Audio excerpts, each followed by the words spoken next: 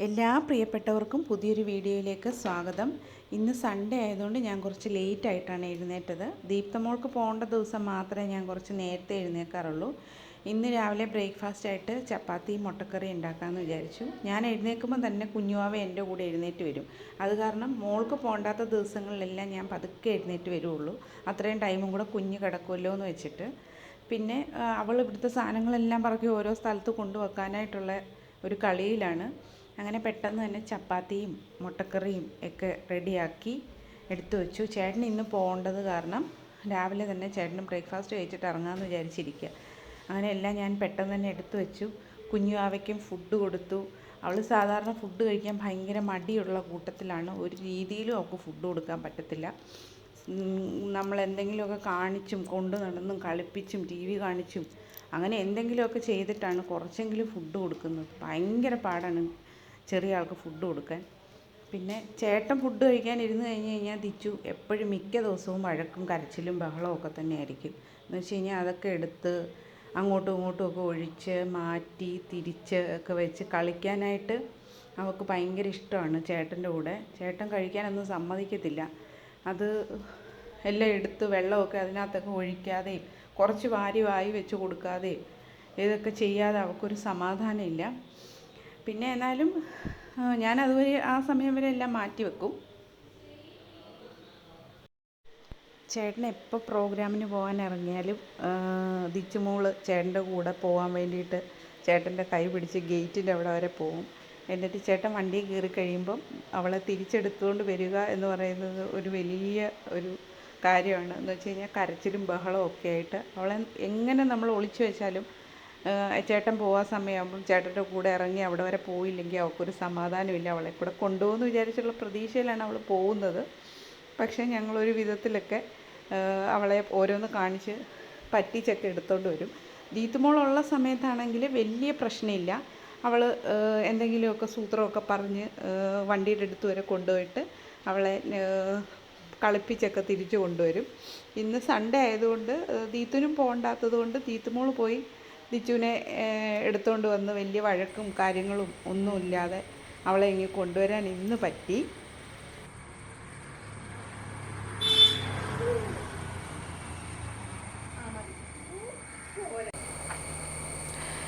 ഇന്ന് സൺഡേ ആയതുകൊണ്ട് ചേട്ടൻ രാവിലെ പോയി ഷൂട്ടിങ്ങിന് വേണ്ടിയിട്ട്.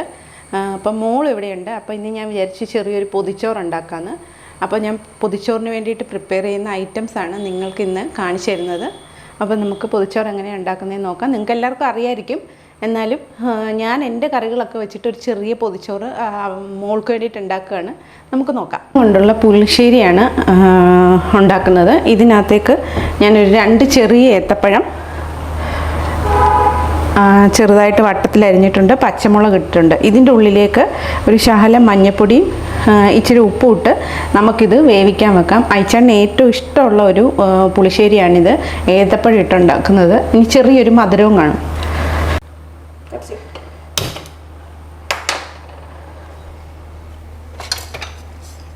ഇതിനകത്തേക്ക് നമുക്ക് കുറച്ച് വെള്ളം ഒഴിച്ചു കൊടുക്കാം. ഈ ഏത്തപ്പഴം വേകാനുള്ള വെള്ളം മതി.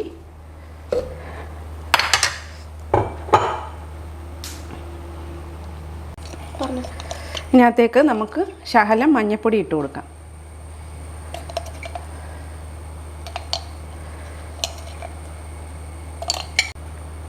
ഉപ്പിട്ട് കൊടുക്കാം.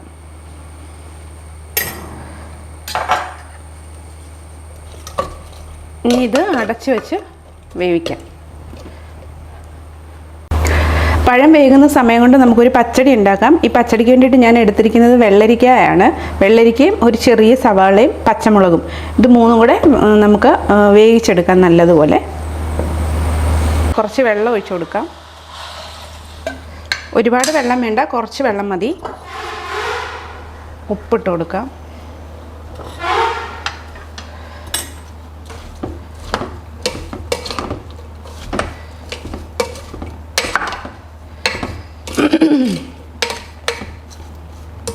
നമുക്ക് അടച്ചു വെച്ച് വേവിക്കാം.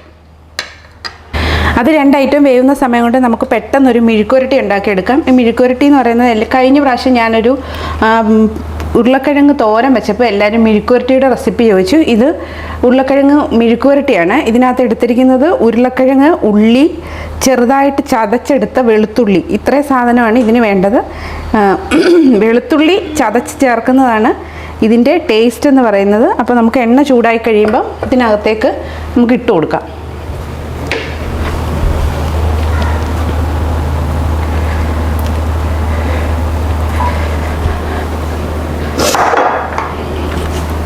കുഞ്ഞുവാവ ഉറങ്ങിയ സമയത്താണ് ഇതെല്ലാം അരിഞ്ഞു വെച്ചത്.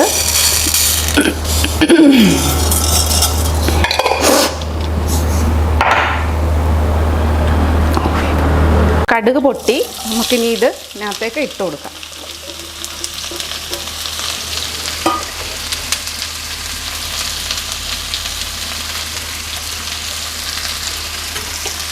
കുറച്ച് വെളുത്തുള്ളിയും കൂടെ ഞാൻ ആഡ് ചെയ്യുന്നുണ്ട്. ഇടിച്ച് വെച്ചേക്കുന്ന വെളുത്തുള്ളിയാണ്.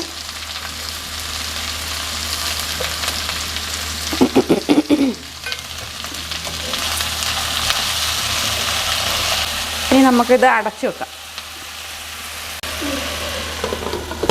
നമ്മൾ പുളിശ്ശേരിക്ക് അരയ്ക്കുവാണ്. തേങ്ങ ഇട്ട് കൊടുക്കാം.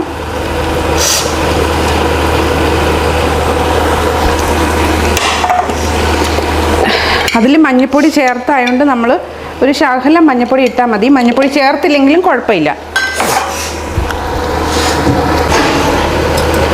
ജീരകം ഇത് ചേർത്ത് നല്ലപോലെ അരച്ചെടുക്കാം.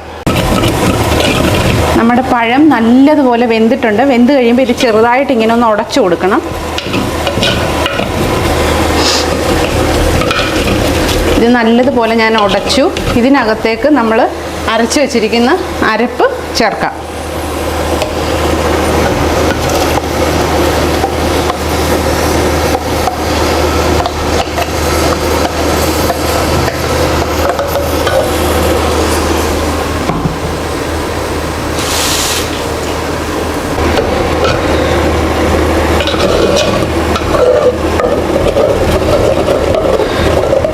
നല്ല മധുരമുള്ള ഏത്തപ്പഴമാണെങ്കിൽ ചെറിയൊരു മധുരം കിട്ടും.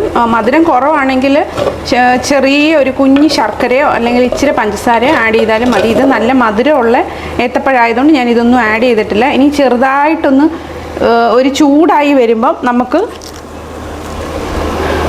പുളി കുറഞ്ഞ തൈര് ഒഴിച്ചു കൊടുക്കാം.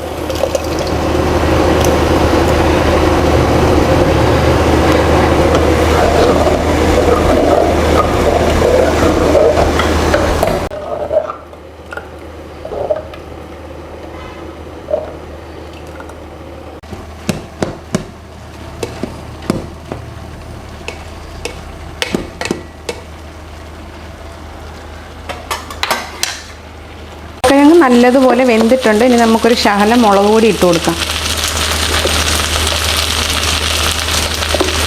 എരിവിന് ആവശ്യത്തിന് മുളക് പൊടി ഇട്ടാൽ മതി. ഇതിനകത്ത് ഏറ്റവും ടേസ്റ്റ് എന്ന് പറയുന്നത് ഈ വെളുത്തുള്ളി ഇടിച്ച് ഇതിനുള്ളിലേക്ക് ചേർക്കുന്നതാണ്.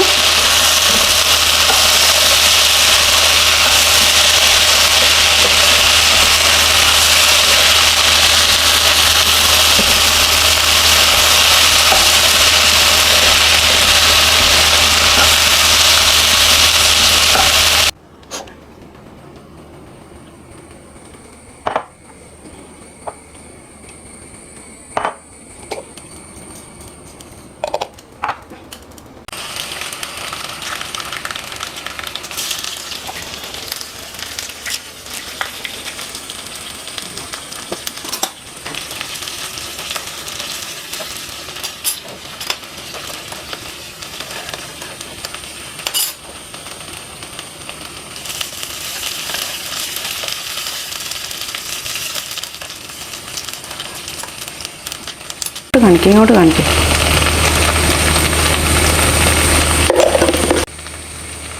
ഇത് ഉലുവാപ്പൊടിയാണേ.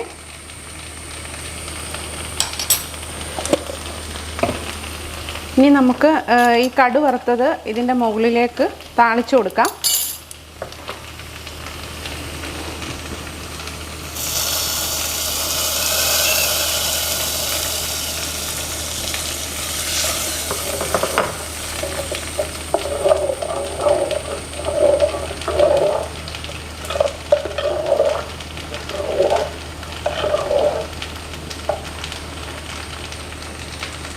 നമ്മുടെ പഴുവിട്ട മോരുകറി റെഡി ആയിട്ടുണ്ട്.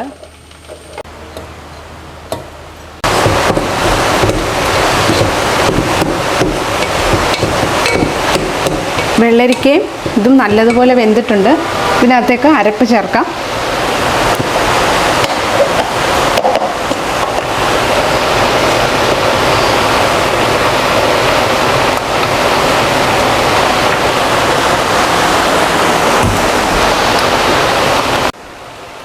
നമ്മൾ പച്ചടി പാകം ആയതുകൊണ്ട് ഒത്തിരി വെള്ളം വേണ്ട.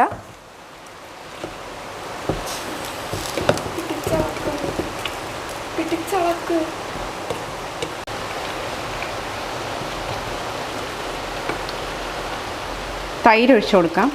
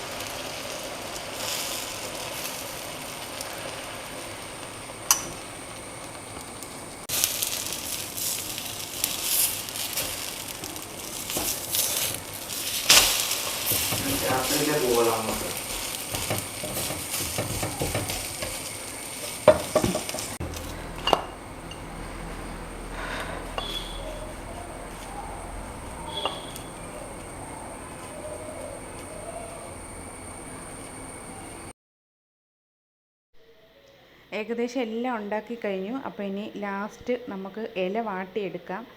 നമ്മൾ അടുപ്പിലൊക്കെ വെച്ച് പെട്ടെന്ന് വാട്ടിയെടുക്കുന്നത് പോലെ അത്ര ഈസി ആയിട്ട് നമുക്ക് ഗ്യാസിൽ വെച്ച് വാട്ടിയെടുക്കാൻ പറ്റത്തില്ല.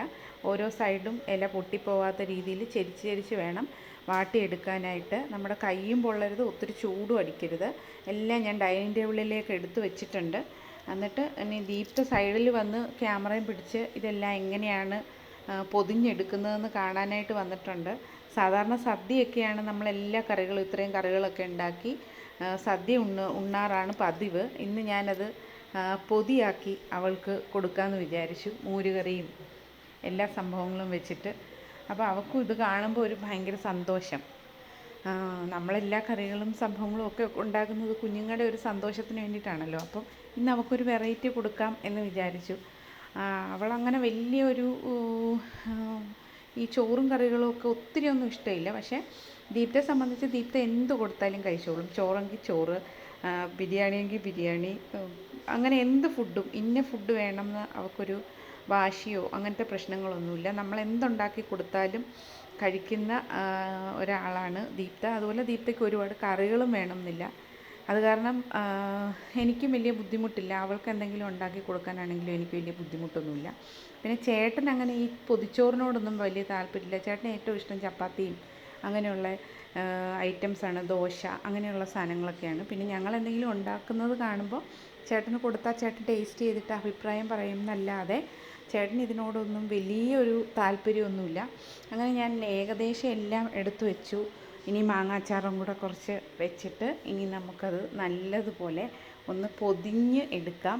ഇങ്ങനെയൊക്കെയാണോ ഇത് വെക്കുന്നതെന്ന് ചോദിച്ചാൽ ഇങ്ങനെയൊന്നുമല്ല.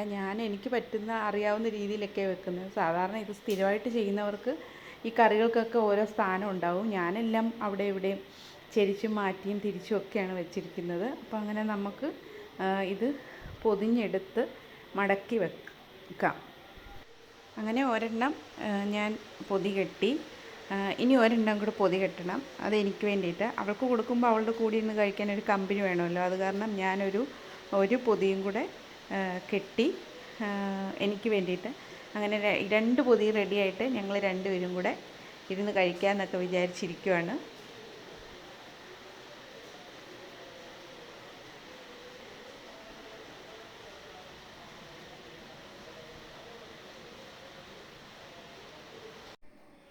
ചെറിയ ആളെ ഉറക്കാൻ കിടത്തിയിട്ടാണ് ഈ പരിപാടികളിലേക്കൊക്കെ കടന്നത്. അവൾ എഴുന്നേൽക്കുന്നതിന് മുമ്പ് തന്നെ ഇതെല്ലാം തീർത്ത് ഇതൊക്കെ ക്ലീൻ ആക്കിയില്ലെങ്കിൽ ഇവിടെ എനിക്ക് ഇന്നൊരു ദിവസം ഫുള്ള് ചെയ്താലും തീരാത്തത്ര പണി ഒപ്പിച്ച് വെക്കും. അത് കാരണം പെട്ടെന്ന് തന്നെ എല്ലാം ഓക്കെ ആക്കി.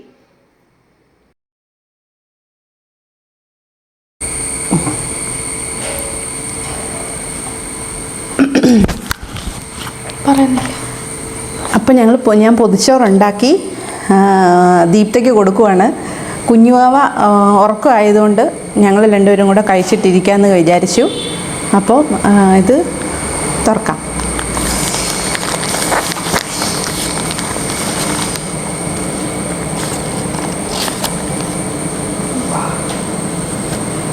ഇഷ്ടപ്പെട്ടോ ദീതു? ഇഷ്ടപ്പെട്ടോ?